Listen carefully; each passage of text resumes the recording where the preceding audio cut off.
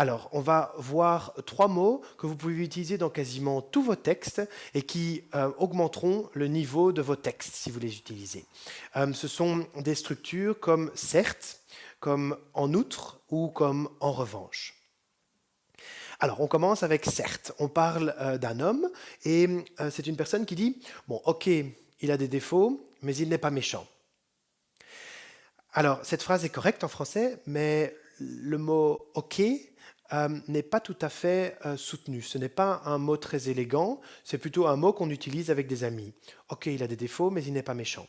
Si vous utilisez un autre mot à l'écrit, comme par exemple certes, votre texte sera de meilleure qualité et sera plus sérieux, plus officiel, plus élégant, plus chic. Regardez cet exemple. Cet hôtel a tout pour plaire. Les chambres sont très confortables et aussi, il dispose d'une piscine. Alors, ces phrases sont correctes, mais la structure et aussi n'est pas très élégante. C'est plutôt une structure que l'on utilise quand on parle avec des amis. Si vous écrivez un texte officiel, un texte formel, il est préférable d'utiliser en outre. Donc vous dites, les chambres sont très confortables, en outre, il dispose d'une piscine. Donc cela vous permet de donner un deuxième argument.